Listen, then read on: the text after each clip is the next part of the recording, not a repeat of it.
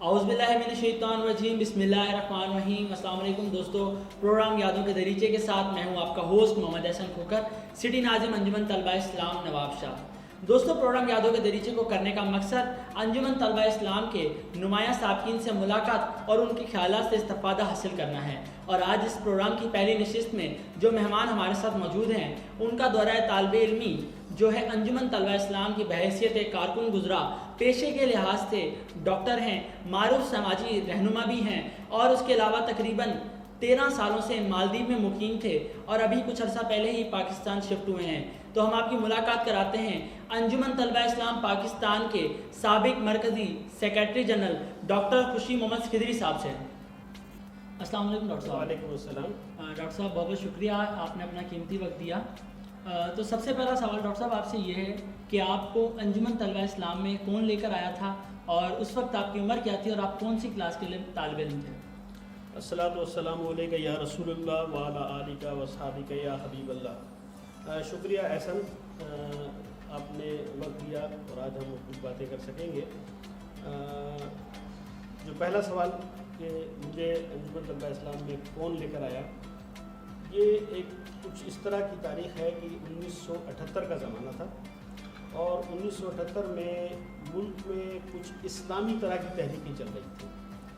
میں 9th class میں پڑھتا تھا، اور وہاں پر ایک سرکولر آیا جس میں انجمن طلبہ اسلام کی طرف سے یہ ایک سرکولر دیا گیا تھا کہ مقابلہ مضمون نویسی ہے، جس کا عنوان ہے حضور اکرم صلی اللہ علیہ وسلم بحیثیت رحمۃ للعالمین، اور جو بھی طالب علم اس میں مضمون لکھے گا اس کو انعامات دیے جائیں گے۔ تو میرے اندر ایک شوق پیدا ہوا، اور میں نے اس ٹاپک کو پک کیا اور اس پر میں نے ایک مضمون لکھا، اور وہ مضمون میں نے انجمن طلبہ اسلام کے دفتر پر بذریعہ خط جو ہے وہ بھیج دیا۔ اس طرح سے انجمن طلبہ اسلام سے میرا پہلا رشتہ قائم ہوا۔ اور پھر اس کے بعد اس وقت انجمن طلبہ اسلام کے ناظم ڈاکٹر محمد اصغر شیخ، جو آج کل کراچی میں پریکٹس کرتے ہیں اور ایک معروف ڈینٹسٹ ہیں، وہ انجمن کے ناظم تھے، اور ان کے ساتھ اس وقت کے ہمارے صوبائی رہنما سعید احمد خان یوسفی، جو کہ خزانہ آفیسر کی حیثیت سے ریٹائر ہوئے، اور جناب خالد محمد خان خالد یوسفی، جو اس وقت کراچی یونیورسٹی میں شعبہ کیمیا کیمسٹری کے ڈین ہیں اور بہت بڑا ایک نام ہے۔ اور ان کے ساتھ ایک اور ہمارے دوست ہوتے تھے ڈاکٹر احمد میاں آفریدی صاحب، اور عمر فاروق، انجینئر عمر فاروق صاحب۔ یہ 4-5 نام تھے جنہوں نے جو ہے مجھے ویلکم کیا اور مجھ پر کام کیا، میرے اوپر انہوں نے کام کیا انجمن طلبہ اسلام میں لانے کے لیے۔ اور مجھے جو سب سے زیادہ اپیل کرنے والی چیز تھی وہ انجمن طلبہ اسلام کا موٹو تھا، اور وہ موٹو یہ تھا کہ ہم نوجوانوں کے طلبہ کے دلوں میں عشق مصطفیٰ کی شمع فروزہ کرنا چاہتے ہیں، اور میرا رجحان پہلے سے اسی طرف تھا۔ یہ میں 9ویں کلاس کا طالب علم تھا، اور 1978 کا زمانہ تھا جب میں انجمن طلبہ اسلام میں شامل ہوا۔ ڈاکٹر صاحب، آپ اپنے تنظیمی سفر پہ آپ ہمدرد سے ایک سیکریٹری جنرل کے عہدے تک گئے، تو اس سفر کے اوپر ذرا روشنی ڈالیں۔ جی، اصل میں یہ ایک بڑا طویل سفر ہے، تقریباً 18 سے 19 سال کا یہ سفر ہے۔ میں انجمن طلبہ اسلام میں ایز اے ہمدرد شامل ہوا، اس کے بعد میونسپل ہائی اسکول کا یونٹ ناظم بنا، اور یونٹ ناظم کے بعد اگلے سال مجھے انجمن طلبہ اسلام نواب شاہ کا جنرل سیکریٹری بنایا گیا، اور میرے ساتھ جناب زاہد علی زبیری صاحب وہ ناظم تھے۔ پھر ایک ہر سال ترقی ہوتی رہی، پھر میں ناظم شہر بنا، 2 سال تک ناظم شہر کی ذمہ داریاں ادا کی، پھر ناظم ضلع رہا، پھر اس کے بعد صوبائی کابینہ میں کئی سال تک جوائنٹ سیکریٹری، نائب ناظم، اور پھر صوبائی ناظم 2 سال تک، اور پھر اس کے بعد مرکز میں سیکریٹری جنرل کا عہدہ 1990 میں۔ اب آپ یہ اندازہ کریں، 1978 میں انجمن طلبہ اسلام میں شامل ہوا، اور 1990 کے سیشن میں میں مرکزی سیکریٹری جنرل بنا۔ اس دوران جو اہم باتیں میں کرنا چاہتا ہوں ہم اپنے ساتھیوں کے ساتھ، کہ جو زیادہ کام کرنے کے تھے اس میں ہمارا فوکس جو ہے انجمن طلبہ اسلام کے ہفتہ وار اجتماع پہ ہوتا تھا، تاکہ کنیکٹیوٹی باقی رہے، اور سالانہ طور پر ہفتہ امداد طلبہ، کتب کے حوالے سے، طلبہ کی امداد کے حوالے سے۔ پھر اس کے بعد کوچنگ کلاسز وہ ضرور ہم کرتے تھے ہر سال، تاکہ اسٹوڈنٹس کے ساتھ ہمارا رابطہ رہے اور ہم ان کے تعلیمی کیریئر میں ان کا ساتھ دے سکیں. غریب بچوں کے لیے اسکولوں کی فیس اور ان کے یونیفارمز کا انتظام کرنا, یہ بھی انجمن طلبہ اسلام کے حوالے سے ہر سال یہ کام ہم کیا کرتے تھے. میلاد مصطفیٰ کانفرنس ہر سال منعقد کرنا اور طلبہ کو اس طرف ایکٹیویٹ کرنا اور ایک طلبہ اور عام شہریوں میں ایک تعلق کو مضبوط کرنا جو ہے وہ اس کے ذریعے سے ہوا کرتا تھا. پھر لٹریری کام بھی ہم کرتے تھے, اخبارات میں خبریں لکھنا, چھپوانا اور اس کو جمع کرنا اور لوگوں کے ساتھ میل جول قائم رکھنا, یہ سارے تنظیمی کام جو ہے وہ ہم کیا کرتے تھے اور ہمارے سپیریئرس, ہمارے جو سینئرس تھے وہ ہمیں سکھایا کرتے تھے. اور میں آج کے دور میں بھی آپ سے یہ گزارش کرتا ہوں کہ انجمن طلبہ اسلام کا کام صرف نشستاً گفتاً برخاستاً نہیں ہونا چاہیے, بلکہ جہاں ہم نشست کرتے ہیں وہاں پر بھی ہم سیکھیں, جہاں گفتگو کرتے ہیں وہاں پر بھی ہم سیکھیں, اور جب برخاست ہوتے ہیں تو وہاں پر بھی ہم کچھ سیکھیں. یہ انجمن طلبہ اسلام کا اصل پیغام ہے. اور کہ میں اکثر کہا کرتا ہوں کہ عقابی روح جب بیدار ہوتی ہے جوانوں میں, نظر آتی ہے ان کو اپنی منزل آسمانوں میں.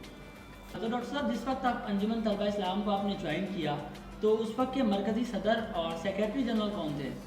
جی احسن, میں جب انجمن طلبہ اسلام میں شامل ہوا تو انجمن طلبہ اسلام کے مرکزی صدر جناب محمد عثمان خان نوری صاحب تھے, جن کا تعلق شاہپور چاکر سے ہے, اور بعد ازاں وہ پاکستان قومی اسمبلی کے ممبر بھی بنے اور اللہ تعالیٰ نے انہیں بڑی عزت سے نوازا.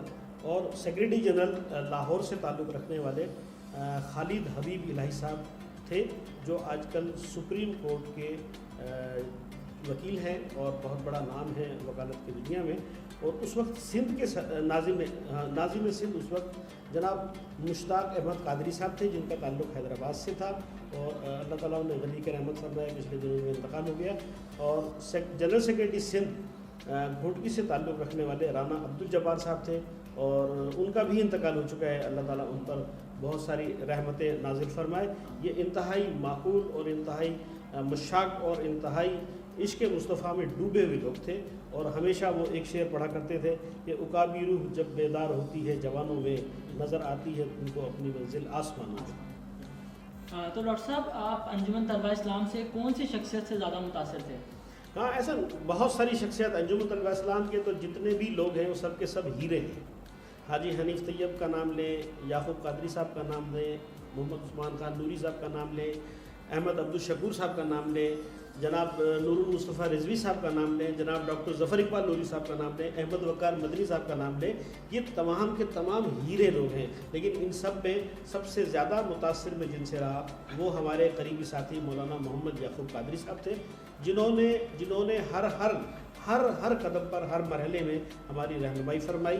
وہ گفتگو کرنے کے بہت مشتاق آدمی تھے اور مجلس کے بہت ممتاز آدمی تھے, اور بہت سینئر ہونے کے حوالے سے وہ جو ہے وہ تنظیمی کارکردگی, خاص طور پہ استقامت اور صبر, یہ ہم نے ان سے سیکھا کہ صبر کس طرح کرنا ہے اور استقامت کس طرح اختیار کرنی ہے.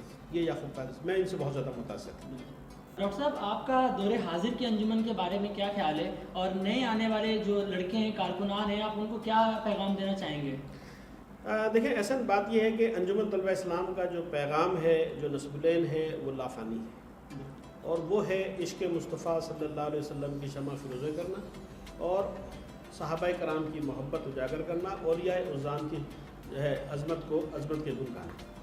یہ پیغام پہلے بھی اسی طرح تھا اور آج بھی اسی طرح ہے. ہمیں اس کو اسی طرح کنٹینیو رکھنا ہے, ہمیں اس سے پیچھے نہیں ہٹنا, ہمیں کسی میڈیا وار میں جا کر کسی پروپیگنڈا کا شکار نہیں ہونا, بلکہ ہم اپنے اس مرکز کو قائم رکھنا ہے. عشق مصطفیٰ کی شمع کو لے کر چلیں گے تو انشاءاللہ آپ کے سارے مسائل حل ہوتے چلے جائیں گے. ہاں البتہ یہ بات ہے کہ پچھلے زمانے میں جب میڈیا نہیں تھا, سوشل میڈیا نہیں تھا, تو ہمیں اپنے کسی پروگرام کرنے کے لیے ایک شخص کے پاس الگ الگ جانا پڑتا تھا, بہت ٹائم کنزیومنگ تھا. لیکن آج تو بہت آسان ہے کہ ہم ایک میسج بنا کر اور وہ میڈیا پہ ڈال دیں اور تمام لوگوں کو اس کی خبر ہو جاتی ہے اور لوگ آسانی کے ساتھ اس میں آ جاتے ہیں, اور اس کی پروپیگنڈا کرنا اور اس کی تشہیر کرنا بھی آسان ہو گیا ہے. لیکن پرانے زمانے میں یہ ذرا کافی مشکل کام تھا, اور ایک اخباری نمائندے کے پیچھے ہمیں گھومنا پڑتا تھا اخبار میں خبر کو چھپوانے کے لیے. اور پرنٹ بھی, یہ تو پرنٹ میڈیا کا حال تھا, لیکن الیکٹرانک میڈیا تک تو ہماری رسائی نہیں تھی.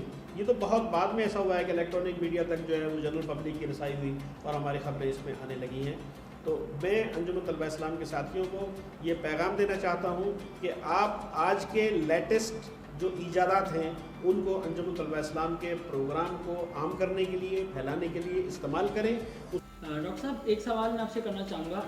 آج کل ایک بات سوشل میڈیا پہ اور الیکٹرانک میڈیا پہ کافی گردش کر رہی ہے کہ موجودہ حکومت نے قادیانیوں کو اقلیتی کمیٹی کے اندر شمولیت دے دی. اس واقعے کو دیکھ کر کافی سارے لوگ جو ہیں کافی پریشان بھی ہیں اور کچھ معاملات آپس میں تناسب ہو رہے ہیں. تو میں آپ سے چاہوں گا کہ آپ اس واقعے کے اوپر ذرا نظر ڈالیں کہ کیا کیا بہترین اقدام تھا حکومت کی جانب سے یا بہترین اقدام نہیں تھا؟ جی، اصل میں یہ ایک بڑا امپورٹنٹ ایشو ہے. پاکستان کی تاریخ میں قادیانیت ایک تاریخی حقیقت ہے اور یہ ایک گراؤنڈ ریئلٹی ہے. پاکستانی، نہ صرف پاکستانی بلکہ ملت اسلامیہ حضور نبی کریم صلی اللہ علیہ وسلم کی ختم نبوت کے حوالے سے کوئی کمپرومائز کرنے کو تیار نہیں ہے. اور قرآن مجید میں بالکل واضح طور پر اس بات کا اعلان کر دیا گیا کہ اے نبی محمد صلی اللہ علیہ وسلم آپ خاتم النبیین ہیں. اور پاکستان کی قومی اسمبلی اور پارلیمنٹ نے مشترکہ طور پر انہیں کافر قرار دے دیا. اب اس کے بعد 1984 میں کچھ قادیانی حضرات، نمایاں قادیانی حضرات اسلامی نظریاتی پاکستان کی وفاقی شرعی عدالت میں گئے 1984 میں، اور انہوں نے وہاں پر یہ درخواست دائر کی کہ انہیں اقلیتی حقوق دیے جائیں. لیکن اس پر تمام تفصیل سے بحث و مباحثہ ہونے کے بعد وفاقی شرعی عدالت نے یہ فیصلہ دیا، یا یہ کہے کہ اس درخواست کو انٹرٹین نہیں کیا بلکہ اسے واپس کر دیا. تو اس کا مطلب یہ ہے کہ اگر ایک اقلیت عیسائیت ہے تو ہمیں کوئی اعتراض نہیں ہے، اگر ایک اقلیت ہندو ہے تو بھی ہمیں کوئی مسئلہ نہیں ہے، اگر کوئی اقلیت سکھ ہیں پاکستان میں تو بھی اس سے کوئی مسئلہ نہیں ہے. لیکن یہاں پرابلم یہ آتا ہے کہ جس کو ہم اقلیت کہہ رہے ہیں وہ خود اپنے آپ کو اقلیت تسلیم کرنے کو تیار نہیں ہے، وہ اپنے آپ کو مسلمان کہتے ہیں. تو لہٰذا پہلے تو حکومت پر یہ لازم ہے کہ وہ قادیانیوں کو اقلیت تسلیم کرائیں ان سے خود، کہ ہاں وہ اپنے آپ کو غیر مسلم قرار دیتے ہیں. اگر وہ اس بات کے لیے تیار ہو جائیں کہ وہ اپنے آپ کو ڈکلیئر کریں کہ وہ غیر مسلم ہیں اور وہ مسلمان نہیں ہیں، تو پھر اس بات کو ثابت کریں کہ وہ اپنی عبادت کو نماز نہ کہیں، وہ اپنی عبادت گاہ کو مسجد نہ کہیں، وہ اپنی عبادت کے بلاوے کو اذان نہ کہیں، اور وہ اپنی ہولی بک کو قرآن نہ کہیں.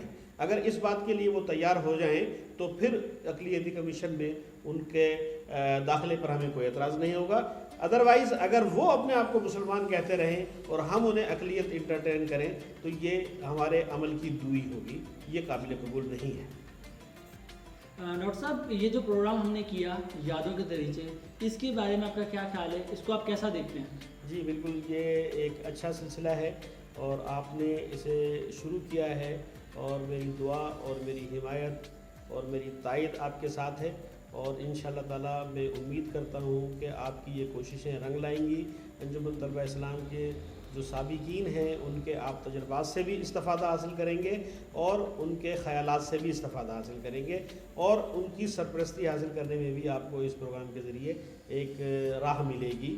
میں آپ کو مبارکباد پیش کرتا ہوں، آپ کی پوری ٹیم کو مبارکباد پیش کرتا ہوں، اور انجمن طلبہ اسلام کے سارے ہی کارکنان کو مبارکباد پیش کرتا ہوں اس شعر کے ساتھ کہ کی محمد سے وفا تو نے تو ہم تیرے ہیں، یہ جہاں چیز ہے کیا لوح و قلم تیرے ہیں. ڈاکٹر صاحب آپ کا بہت بہت شکریہ، آپ نے اپنا قیمتی وقت ہمیں دیا. تو ناظرین ہمارے پروگرام کا وقت ختم ہوا. انشاءاللہ آپ لوگوں سے ملاقات ہوگی اگلے پروگرام میں. اپنے ہوسٹ احسن کھوکر کو دیجیے اجازت. اللہ حافظ.